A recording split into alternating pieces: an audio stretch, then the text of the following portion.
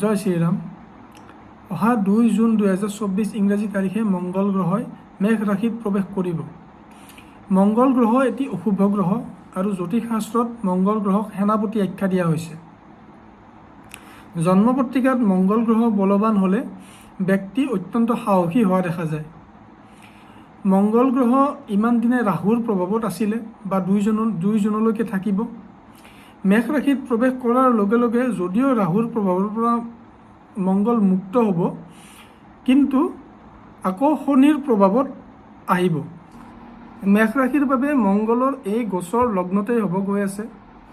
লগ্নত লগ্নপতি শনিৰ দ্বাৰা পীড়িত হ'ব। গতিকে মনত অকণমান খং ভাৱ, ব্যথা ভাৱ প্ৰকাশ পাব। জাতক অস্থিৰ হ'ব, হীনমন্যতাত ভুগিব। মংগলৰ দৃষ্টি আপোনালোকৰ চতুৰ্থ ভাৱত থাকিব। চতুৰ্থ ভাৱত মংগলৰ দৃষ্টি থকা কাৰণে অকণমান মনত ঘৰুৱা পৰিৱেশ অশান্ত থাকিব। লগতে মংগলৰ দৃষ্টি আপোনালোকৰ সপ্তম ভাৱতো থাকিব। সপ্তম ভাৱক মংগলে প্ৰভাৱিত কৰাৰ কাৰণে অকণমান পাৰিবাৰিক দিশত শুভ বুলি ক'ব নোৱাৰি। ব্যৱসায়িক ক্ষেত্ৰত অকণমান সাৱধানে আগবাঢ়িব লাগিব। লগতে মংগলৰ দৃষ্টি আপোনালোকৰ অষ্টম ভাৱতো থাকিব। অষ্টম ভাৱত মংগলৰ দৃষ্টি থকাৰ কাৰণে আপোনালোকৰ অকণমান আঘাত আদিৰ ভয় আছে। চ' আহিবলগীয়া এই 2 জুনৰ পৰা 13 জুলাইলৈকে অকণমান সাৱধানে থাকিব লাগিব মেঘ ৰাশিৰ ব্যক্তিসকলে। এতিয়া আগবাঢ়িছোঁ বৃষ ৰাশিলৈ। বৃষ ৰাশিৰ বাবে মংগলৰ এই গোচৰ হ'ব গৈ আছে আপোনালোকৰ দ্বাদশ স্থানত, অৰ্থাৎ ব্যয় স্থানত। গতিকে খৰচ বঢ়াৰ শংকা নথকা নহয়। এইখিনি সময়ত আপোনালোকৰ খৰচ বাঢ়িব অকণমান, কাৰণ মংগল এটি অশুভ গ্ৰহ হয়, আপোনালোকৰ খৰচৰ ভাৱত অৱস্থান কৰিব। গতিকে খৰচৰ ক্ষেত্ৰত আপোনালোক অলপমান সাৱধান হ'ব লাগিব। দ্বাদশ ভাৱৰ পৰা মংগলে আপোনালোকৰ তৃতীয় ভাৱক প্ৰভাৱিত কৰিব। তৃতীয় ভাৱক মংগলে প্ৰভাৱিত কৰাৰ লগে লগে আপোনালোকৰ মাজত সাহস আৰু উদ্যম বাঢ়িব। লগতে মংগলে আপোনালোকৰ ৰোগস্থান তথা ৰিপুস্থান ষষ্ঠ স্থানক প্ৰভাৱিত কৰিব গৈ আছে। ষষ্ঠ স্থানক মংগলে প্ৰভাৱিত কৰাৰ কাৰণে আপোনালোকৰ অলপমান ৰোগ ব্যাধিৰ ভয় আছে। লগতে সপ্তম স্থানতো মংগলৰ প্ৰভাৱ থাকিব। সপ্তম স্থানৰ অধিপতি মংগল গ্ৰহে হয় বৃষ ৰাশিৰ বাবে। গতিকে এইখিনি সময়ত পৰাপক্ষত পাৰিবাৰিক সংঘাতৰ পৰা অকণমান আঁতৰি থাকিব। এতিয়া আগবাঢ়িছোঁ মিথুন ৰাশিলৈ। মিথুন ৰাশিৰ বাবে এই গোচৰ হ'ব গৈ আছে আপোনালোকৰ আয় ভাৱত, অৰ্থাৎ একাদশ স্থানত। একাদশ স্থানৰ অধিপতি মংগল গ্ৰহ হয় মিথুন লগ্নৰ বাবে। একাদশ স্থানত একাদশপতি হোৱাৰ কাৰণে এইখিনি সময় আপোনালোকৰ ইনকামৰ ফালেদি এটি শুভ যোগ। একাদশ স্থানৰ পৰা মংগলে আপোনালোকৰ বাণী ভাৱ, অৰ্থাৎ দ্বিতীয় ভাৱক প্ৰভাৱিত কৰিব। গতিকে এইখিনি সময়ত আপোনালোকে অকণমান বাণীৰ ক্ষেত্ৰত সাৱধান হ'ব লাগিব কথা কওঁতে, কাৰণ আপোনালোকৰ বাণী কৰ্কশ হ'ব এইখিনি সময়ত। যিহেতু দ্বিতীয় ভাৱৰ পৰা ধন তথা আত্মীয় কুটুম্বৰো বিচাৰ কৰা হয়, গতিকে এইখিনি সময়ত আত্মীয় কুটুম্ব আৰু ধনৰ ক্ষেত্ৰত শুভ বুলি ল'ব নোৱাৰি। হয়তো আত্মীয় কুটুম্বৰ লগত আপোনালোকৰ অকণমান মতভেদ বা মনোমালিন্য হ'ব পাৰে। মংগলৰ দৃষ্টি আপোনালোকৰ পঞ্চম স্থানতো থাকিব, অৰ্থাৎ বুদ্ধিৰ স্থানত। এইখিনি সময়ত আপোনালোকৰ বুদ্ধিক হয়তো বিপথে পৰিচালিত হ'ব পাৰে। আপোনালোকৰ সন্তানৰ লগত অকণমান মতানৈক্য হ'ব পাৰে। লগতে মংগলৰ দৃষ্টি আপোনালোকৰ ষষ্ঠ স্থানতো থাকিব। ষষ্ঠ স্থান যিহেতু ষষ্ঠ স্থানৰ অধিপতি মংগল গ্ৰহই হয়, গতিকে ষষ্ঠ স্থানত মংগলৰ দৃষ্টি থকাৰ কাৰণে এইখিনি সময় আপোনালোকৰ গ্ৰথৰ ফালেদি শুভ বুলি ক'ব পাৰি। কিন্তু ব্যক্তিগত জীৱনত অকণমান সমস্যাই দেখা দিব পাৰে। মাতৃৰ স্বাস্থ্যৰ ধ্যান ৰাখিব এইখিনি সময়ত, আহিব লগা 2 জুনৰ পৰা 13 জুলাইলৈকে, কাৰণ মাতৃৰ স্বাস্থ্যৰ পক্ষে এইখিনি সময় অনুকূল বুলি ল'ব নোৱাৰি। এতিয়া আহিছোঁ কৰ্কট ৰাশিলৈ। কৰ্কট ৰাশিৰ বাবে মংগলৰ এই গোচৰ আপোনালোকৰ কৰ্মস্থান, অৰ্থাৎ দশম স্থানত হ'ব গৈ আছে। কৰ্মস্থানত কৰ্মস্থানৰ অধিপতিৰ গোচৰ হোৱাৰ বাবে কৰ্মৰ ক্ষেত্ৰত আহিবলগীয়া সময়খিনি শুভ বুলি ক'ব পাৰি। অৰ্থাৎ কৰ্মক্ষেত্ৰত এইখিনি সময়ত আপোনালোকৰ উন্নতিৰ যোগ আছে। যদি কিবা প্ৰমোশ্যন হ'ব লগা আছে, হয়তো এইখিনি সময়ত হৈ যাব পাৰে। আপোনালোকৰ যশ বৃদ্ধি পাব, অৰ্থাৎ সুনাম বৃদ্ধি পাব। লগতে মংগলে আপোনালোকৰ লগ্নক প্ৰভাৱিত কৰিব গৈ আছে। লগ্নক প্ৰভাৱিত কৰাৰ কাৰণে আপোনালোকৰ খং ৰাগ অকণমান বৃদ্ধি পাব এইখিনি সময়ত। লগতে মংগলৰ দৃষ্টি আপোনালোকৰ চতুৰ্থ স্থানতো থাকিব। চতুৰ্থ স্থানত মংগলৰ দৃষ্টি থকাৰ কাৰণে আপোনালোকৰ পাৰিবাৰিক ক্ষেত্ৰত, অৰ্থাৎ ডমেষ্টিক লাইফত হেপিনেছ অকণমান কমি যাব পাৰে। গতিকে সাৱধানে চলিব লাগিব। দশম স্থানৰ পৰা কৰ্কট লগ্নৰ বাবে মংগলে পঞ্চম স্থানকো প্ৰভাৱিত কৰিব। পঞ্চম স্থান যিহেতু বুদ্ধিৰ স্থান, আপোনালোকৰ বুদ্ধি বিবেক তথা বোধ শক্তি বৃদ্ধি পাব। আহিবলগীয়া সময়খিনিত আপোনালোকৰ কম্পিটিটিভ এক্সাম বা তেনেকুৱা ধৰণৰ প্ৰতিযোগিতামূলক পৰীক্ষাৰ বাবে আহিবলগীয়া সময়খিনি অনুকূল। গতিকে এইখিনি সময়ত আপোনালোকে বেনিফিট পাৰিলে উঠাওক। এতিয়া আহিছোঁ সিংহ ৰাশিলৈ। সিংহ ৰাশিৰ বাবে মংগল গ্ৰহ হৈছে ভাগ্যস্থানৰ অধিপতি, আৰু ভাগ্যস্থানৰ অধিপতিয়ে ভাগ্যস্থানতে গোচৰ কৰিব। গতিকে এইখিনি সময় আহিবলগীয়া 2 জুনৰ পৰা 13 জুলাইলৈকে আপোনালোকৰ ভাগ্য উন্নতিৰ কাৰণে এটি খুব শুভ যোগ। গতিকে ভাগ্য উন্নতিৰ যোগ আছে। আপোনালোকৰ ধাৰ্মিক কাৰ্যৰ প্ৰতি মনোনিৱেশ বাঢ়িব। আপোনালোকৰ দূৰ ডিষ্টেঞ্চত ট্ৰেভেল হ'ব পাৰে আহিবলগীয়া সময়খিনিত। মংগলে যিহেতু আপোনালোকৰ দ্বাদশ স্থানক প্ৰভাৱিত কৰিব চতুৰ্থ দৃষ্টিৰ দ্বাৰা, গতিকে আপোনালোকৰ খৰচ অকণমান বাঢ়িব। আপোনালোকৰ ধাৰ্মিক কাৰ্যত অকণমান খৰচ হ'ব পাৰে। মংগলৰ দৃষ্টি আপোনালোকৰ তৃতীয় ভাৱতো থাকিব। গতিকে এইখিনি সময়ত আপোনালোকৰ সাহস বৃদ্ধি পাব, পৰাক্ৰম বৃদ্ধি পাব, ষ্ট্ৰাগল কৰাৰ ক্ষমতাখিনি বাঢ়িব। আৰু মংগলৰ দৃষ্টি আপোনালোকৰ চতুৰ্থ ভাৱতো থাকিব।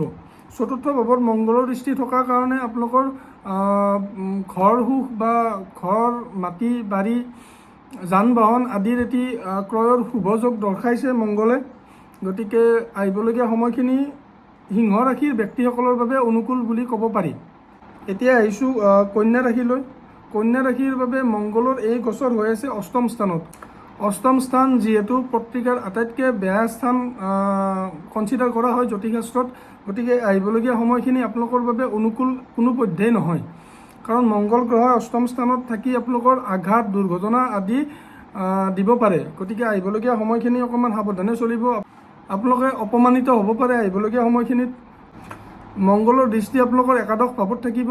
গতিকে এইখিনি আহিবলগীয়া সময়খিনি আপোনালোকৰ স্বাস্থ্যৰ পক্ষে কোনো পধ্যেই অনুকূল নহয়। আপোনালোকৰ ৰোগ ব্যাধিয়ে জৰ্জৰিত কৰিব পাৰে। মংগলৰ দৃষ্টি থাকিব আপোনালোকৰ দ্বিতীয় ভাৱত অৰ্থাৎ বাণী ভাৱত। গতিকে আপোনালোকৰ কথা বতৰা অকণমান কণ্ট্ৰল কৰিব লাগিব, অৰ্থাৎ কথা বতৰা কৰোঁতে অকণমান সাৱধান হ'ব লাগিব। লগতে মংগলৰ দৃষ্টি আপোনালোকৰ তৃতীয় ভাৱতো থাকিব। গতিকে এইখিনি সময়ত মংগলে আপোনালোকক নিশ্চিতভাৱে ষ্ট্ৰাগল কৰাব related to personal life or health. এই দুটা আপোনালোকে অকণমান সাৱধানতা অৱলম্বন কৰি চলিব লাগিব। এতিয়া আগবাঢ়িছোঁ তুলা ৰাশিলৈ। তুলা ৰাশিৰ বাবে মংগলৰ এই গোচৰ হ'ব গৈ আছে আপোনালোকৰ সপ্তম স্থানত অৰ্থাৎ পত্নী স্থানত। পত্নী স্থানৰ অধিপতিয়ে পত্নী স্থানত গোচৰ কৰাৰ বাবে যিবিলাকৰ বিবাহৰ কথা চলি আছে তেওঁলোকৰ হয়তো অকণমান বিবাহৰ ক্ষেত্ৰত আগবাঢ়িব পাৰে বা নতুন সম্পৰ্কই বা নতুন প্ৰপ'জেল লাভ কৰিব পাৰে। মংগলৰ দৃষ্টি থাকিব আপোনালোকৰ কৰ্মস্থানত অৰ্থাৎ দশম স্থানত। গতিকে কৰ্মৰ পক্ষে এইখিনি সময় অনুকূল। লগতে মংগলে আপোনালোকৰ লগ্নকো প্ৰভাৱিত কৰিব গৈ আছে। গতিকে আহিবলগীয়া সময়খিনিত 2 জুনৰ পৰা 13 জুলাইলৈকে আপোনালোকৰ স্বভাৱত অকণমান খিংখিঙীয়া স্বভাৱ এটা আহিব পাৰে। আপোনালোকৰ খং বৃদ্ধি হ'ব পাৰে। যিহেতু মংগলে আপোনালোকৰ দ্বিতীয় স্থান অৰ্থাৎ ধনস্থানকো প্ৰভাৱিত কৰিব গৈ আছে। গতিকে ধনস্থানৰ অধিপতিয়ে ধনস্থানত দৃষ্টি দিয়াৰ বাবে আহিবলগীয়া সময়খিনি আপোনালোকৰ ধনৰ বাবে অনুকূল, কিন্তু আত্মীয় কুটুম্ব বা আত্মীয় স্বজনৰ লগত অকণমান মনোমালিন্য ঘটিব পাৰে। এতিয়া আগবাঢ়িছোঁ বৃশ্চিক ৰাশিলৈ। বৃশ্চিক ৰাশিৰ বাবে লগ্নপতি মংগল গ্ৰহই হয় আৰু লগতে ষষ্ঠ স্থানৰ অধিপতি হয় মংগল গ্ৰহ। গতিকে ষষ্ঠ স্থানৰ অধিপতি হৈ ষষ্ঠ স্থানত গোচৰ কৰাৰ বাবে এইখিনি সময় আপোনালোকৰ শত্ৰু দমনৰ বাবে শুভ, অৰ্থাৎ আপোনালোকৰ শত্ৰু পৰাজিত হ'ব। মংগল এটি অশুভ গ্ৰহ হৈ বৃশ্চিক ৰাশিৰ বাবে ষষ্ঠ স্থানত গোচৰ কৰাটো পাৰ্চনেল গ্ৰ'থৰ বাবে ভাল, যদিও আপোনালোকৰ অকণমান সংঘৰ্ষ অৰ্থাৎ ষ্ট্ৰাগল আৰু বাধা বিঘিনি দেখা দিব পাৰে জীৱনটোত। ষষ্ঠ স্থানৰ পৰা মংগলে আপোনালোকৰ দ্বাদশ তথা লগ্ন স্থানক প্ৰভাৱিত কৰিব। মংগলে জ্যোতিষশাস্ত্ৰত একমাত্ৰ গ্ৰহ যিয়ে ষষ্ঠ স্থানৰ পৰা লগ্নত দৃষ্টি দিব পাৰে। গতিকে মংগলৰ দৃষ্টি লগ্ন স্থানত অহা কাৰণে আপোনালোকৰ ক্ৰোধ অৰ্থাৎ খং অকণমান বাঢ়িব পাৰে। মনটো অকণমান চঞ্চল হ'ব, মনটোই হীনমন্যতাত অকণমান ভুগিব। ষষ্ঠ স্থানৰ পৰা মংগলে আপোনালোকৰ ভাগ্যভাৱ অৰ্থাৎ আপোনালোকৰ পিতৃভাৱতো দৃষ্টি প্ৰদান কৰিব। গতিকে আহিবলগীয়া সময়খিনিত আপোনালোকে অকণমান পিতৃৰ লগত বা পিতৃতুল্য ব্যক্তি অথবা গুৰুৰ লগত সম্পৰ্কটো অকণমান ভালদৰে বজাই ৰাখিব, অন্যথা তাত অকণমান আপোনালোকৰ মতানৈক্য হোৱাৰ চান্স আছে। এতিয়া আগবাঢ়িছোঁ ধনু ৰাশিলৈ। ধনু ৰাশিৰ বাবে মংগলৰ এই গোচৰ হ'ব আপোনালোকৰ পঞ্চম স্থানত, অৰ্থাৎ আপোনালোকৰ বুদ্ধিৰ স্থানত। পঞ্চম স্থানৰ স্বামী হৈ পঞ্চম স্থানতে গোচৰ কৰাৰ বাবে এইখিনি সময় আপোনালোকৰ বৌদ্ধিক বিকাশৰ বাবে খুব এটি উপযুক্ত সময়। এইখিনি সময় আপোনালোকৰ প্ৰতিযোগিতামূলক পৰীক্ষা, অৰ্থাৎ আপোনালোকৰ কম্পিটিটিভ এক্সাম হওক বা যদি কিবা নতুন কিবা ভেঞ্চাৰ ষ্টাৰ্ট কৰিম বুলি আপোনালোকে ভাবি আছে, এইখিনি সময়ত আপোনালোকে কৰিব পাৰে। পঞ্চম স্থানৰ পৰা মংগলে আপোনালোকৰ অষ্টম স্থান, অৰ্থাৎ আপোনালোকৰ য'ৰ পৰা আমি দুৰ্ঘটনা আঘাত এইবিলাক চোৱা হয়, সেই স্থানতো দৃষ্টি প্ৰদান কৰিব। গতিকে এইখিনি আহিবলগীয়া সময়খিনিত অকণমান আপোনালোকে আঘাতৰ পৰা বাচিব লাগিব, অৰ্থাৎ আঘাত হ'ব পাৰে, অকণমান সাৱধানে চলিব লাগিব। মংগলৰ গোচৰ লগতে আপোনালোকৰ আয় স্থান, অৰ্থাৎ আপোনালোকৰ একাদশ স্থানতো থাকিব। একাদশ স্থানত মংগলৰ দৃষ্টি থকাৰ কাৰণে আপোনালোকৰ মাতৃৰ হেল্থৰ কাৰণে এইখিনি সময় উপযুক্ত বুলিব নোৱাৰি। লগতে মংগলৰ অষ্টম দৃষ্টি আপোনালোকৰ ব্যয় ভাৱতো পৰিব। গতিকে এইখিনি সময়ত অকণমান আপোনালোকৰ খৰচ বৃদ্ধি হ'ব পাৰে, আপোনালোকৰ শ্লিপিং পেটাৰ্ণত ব্যাঘাত আহিব পাৰে, অৰ্থাৎ আপোনালোকৰ টোপনি কম হ'ব পাৰে। গতিকে অকণমান ধ্যান ৰাখিব। এতিয়া আগবাঢ়িছোঁ আপোনালোকৰ মকৰ ৰাশিৰ বিষয়ে। মকৰ ৰাশিৰ বাবে মংগলৰ এই গোচৰ হৈছে চতুৰ্থ স্থানত, অৰ্থাৎ চতুৰ্থ স্থানৰ অধিপতিয়ে চতুৰ্থ স্থানত গোচৰ কৰিব। চ' এইখিনি সময় আপোনালোকৰ ডমেষ্টিক হেপিনেছ বা আপোনালোকৰ সুখ বৃদ্ধিৰ বাবে উপযুক্ত সময়। বিদ্যাৰ্থীসকলৰ বিদ্যা অধ্যয়নৰ বাবে এইখিনি সময় খুব উপযুক্ত বুলি ক'ব পাৰি, কাৰণ বিদ্যাস্থানৰ অধিপতিৰ গোচৰ হ'ব। গতিকে এইখিনি সময় পঢ়াত অকণমান মনোযোগ বাঢ়িব শিক্ষাৰ্থীসকলৰ। আপোনালোকৰ মেণ্টেল পিছৰ বাবে এইখিনি সময় খুবেই ভাল। লগতে আপোনালোকৰ বন্ধু বৰ্গৰ লগত মিলা মিছা কৰা বা ক'ৰবাত ফুৰিবলৈ যোৱা, এইবিলাকৰ কাৰণেও এইখিনি আহিবলগীয়া সময়খিনি উপযুক্ত বুলিব পাৰি। চতুৰ্থ স্থানৰ পৰা মংগলৰ প্ৰভাৱ আপোনালোকৰ সপ্তম স্থানত থাকিব। সপ্তম স্থানত থকাৰ কাৰণে আপোনালোকৰ পত্নীৰ লগত অথবা আপোনালোকৰ কোনোবাই যদি পাৰ্টনাৰশ্বিপ ব্যৱসায়ত লাগি আছে, গতিকে সেই পাৰ্টনাৰশ্বিপ ব্যৱসায়ৰ পাৰ্টনাৰৰ লগত অকণমান মতানৈক্য হ'ব পাৰে, অৰ্থাৎ আপোনালোকৰ অকণমান মতবিৰোধ হ'ব পাৰে। লগতে মকৰ ৰাশিৰ বাবে মংগলৰ এই গোচৰৰ প্ৰভাৱ আপোনালোকৰ কৰ্মস্থান তথা আপোনালোকৰ আয় স্থান, এই দুইটা স্থানতো থাকিব। গতিকে এইখিনি সময় কৰ্ম তথা আয়ৰ বাবে খুব এটি উপযুক্ত সময় বুলিব পাৰি। আপোনালোকৰ কৰ্মত গ্ৰ'থ হ'ব, উন্নতি হ'ব, আপোনালোকৰ মান যশ, আপোনালোকৰ নাম বা নেম ফেম এইবিলাক বৃদ্ধি পাব। এতিয়া আহিছোঁ কুম্ভ ৰাশিলৈ। কুম্ভ ৰাশিৰ বাবে মংগলৰ এই গোচৰ হৈ আছে আপোনালোকৰ তৃতীয় স্থানত। মংগল গ্ৰহ জ্যোতিষশাস্ত্ৰত তৃতীয় স্থানৰ কাৰক বুলি কোৱা হৈছে।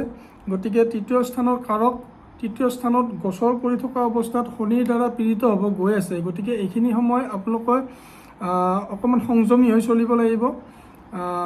উত্তেজনাবশতঃ আপোনালোকৰ ফাইনেন্সিয়েল লছ বা কিবা ভুল সিদ্ধান্ত লোৱা হ'ব পাৰে। এইখিনি সময়ত আপোনালোকৰ পৰাক্ৰম বৃদ্ধি পাব, আপোনালোকৰ চেষ্টা কৰাৰ ক্ষমতা, নিৰন্তৰ প্ৰয়াস কৰাৰ ক্ষমতা বৃদ্ধি পাব। কিন্তু এইখিনি সময়ত যিহেতু মংগল পীড়িত থাকিব, গতিকে আপোনালোকে যিকোনো বস্তুত উদ্যম বা উত্তেজনা প্ৰকাশ কৰাৰ সময়ত অকণমান কেয়াৰফুলি চলিব লাগিব, কাৰণ কিবা ভুল সিদ্ধান্ত হৈ যোৱাৰো এইখিনি সময়ত সম্ভাৱনা নথকা নহয়। তৃতীয় স্থানৰ পৰা মংগলে আপোনালোকৰ ষষ্ঠ স্থানক প্ৰভাৱিত কৰিব, অৰ্থাৎ আপোনালোকৰ ৰোগৰ স্থানত। গতিকে এইখিনি সময় অকণমান জুয়ে পুৰা বা সৰু সুৰা আঘাত আদিৰ সম্ভাৱনা নথকা নহয়। গতিকে আপোনালোকে অকণমান সাৱধানে কেয়াৰফুলি চলিব। যিহেতু মংগলে তৃতীয় স্থানত গোচৰ কৰিব আৰু ষষ্ঠ স্থানত দৃষ্টি প্ৰদান কৰিব, দুইটা স্থানেই জ্যোতিষশাস্ত্ৰত খুব এটা শুভ কনচিডাৰ কৰা নহয়। গতিকে এইখিনি সময়ত আপোনালোকৰ জীৱনত ষ্ট্ৰাগল, সংঘৰ্ষ এইবিলাক বৃদ্ধি পোৱাৰ পূৰ্ণ সম্ভাৱনা আছে। মংগলৰ প্ৰভাৱ আপোনালোকৰ নৱম স্থানতো পৰিব, অৰ্থাৎ আপোনালোকৰ ভাগ্যস্থানত। গতিকে যিকোনো ধৰণৰ ডাঙৰ ডিচিশ্যন এইখিনি সময়ত আপোনালোকে পৰাপক্ষত নল'ব। মংগলে অষ্টম দৃষ্টিৰ দ্বাৰা আপোনালোকৰ কৰ্মস্থানকো প্ৰভাৱিত কৰিব। গতিকে এইখিনি সময়ত আপোনালোকৰ কৰ্মস্থানত কিবা হয়তো অকণমান মতানৈক্য বা মতবিৰোধ বা ছিনিয়ৰৰ লগত অকণমান কথাৰ কটাকটি হ'ব পাৰে। গতিকে এইখিনি সময় অকণমান আপোনালোকে সংযমী হৈ চলাৰ সময়। এতিয়া আগবাঢ়িছোঁ মীন ৰাশিলৈ। মীন ৰাশিৰ বাবে মংগল গ্ৰহৰ এই গোচৰ আপোনালোকৰ ধনস্থানত হ'ব, অৰ্থাৎ আপোনালোকৰ বাণী স্থানত। গতিকে আপোনালোকে এইখিনি সময়ত নিজৰ বাণী কণ্ট্ৰল কৰিবই লাগিব, আপোনালোকে খোৱা লোৱাৰ ধ্যান ৰাখিব লাগিব। মীন ৰাশিৰ বাবে ধনস্থানৰ অধিপতিয়ে ধনস্থানতেই গোচৰ কৰিব, অৰ্থাৎ মংগল মীন ৰাশিৰ বাবে ধনস্থানৰ অধিপতি হয়। যিহেতু ধনস্থানৰ অধিপতিয়ে আপোনালোকৰ ধনস্থানতেই গোচৰ কৰিব, গতিকে এইখিনি সময় টকা পইচা এইবিলাক ক্ষেত্ৰত শুভ বুলিব পাৰি। মংগলে আপোনালোকৰ চতুৰ্থ দৃষ্টিৰ দ্বাৰা পঞ্চম স্থানকো প্ৰভাৱিত কৰিব। পঞ্চম স্থানক প্ৰভাৱিত কৰাৰ বাবে এইখিনি সময়ত অকণমান আপোনালোকৰ পেটৰ সমস্যা বা অকণমান ইনডাইজেশ্যন আদি হোৱাৰ সম্ভাৱনা আছে। কম্পিটিশ্যনৰ কাৰণে আহিবলগীয়া সময়খিনি অনুকূল হয়। মংগলে আপোনালোকৰ অষ্টম স্থানকো প্ৰভাৱিত কৰিব সপ্তম দৃষ্টিৰ দ্বাৰা। যিহেতু অষ্টম স্থানকো মংগলে প্ৰভাৱিত কৰিব, গতিকে আপোনালোকে অকণমান মানসিক চিন্তা ভুগিব পাৰে, আপোনালোকে অপমানিত হ'ব পাৰে, আপোনালোকৰ লাইফ পাৰ্টনাৰ শাৰীৰিক অসুস্থতা হ'ব পাৰে লাইফ পাৰ্টনাৰৰ। মংগলে আপোনালোকৰ নৱম স্থানকো প্ৰভাৱিত কৰিব। নৱম স্থানৰ অধিপতিয়ে নৱম স্থানক প্ৰভাৱিত কৰাৰ কাৰণে আপোনালোকৰ ভাগ্য বৃদ্ধিৰ বাবে আহিবলগীয়া সময়খিনি অনুকূল হ'ব। আপোনালোকৰ ধাৰ্মিক কাৰ্যত ৰুচি বাঢ়িব, আপোনালোক স্পিৰিচুৱেল হ'ব পাৰিব, আপোনালোকৰ ধাৰ্মিক যাত্ৰাও এইখিনি সময়ত হ'ব পাৰে, অৰ্থাৎ আপোনালোকে দীঘলীয়া যাত্ৰাও এইখিনি সময়ত কৰিব পাৰে। ভিডিঅ'টি কেনেকুৱা পালে কমেণ্ট কৰি জনাব। ধন্যবাদ।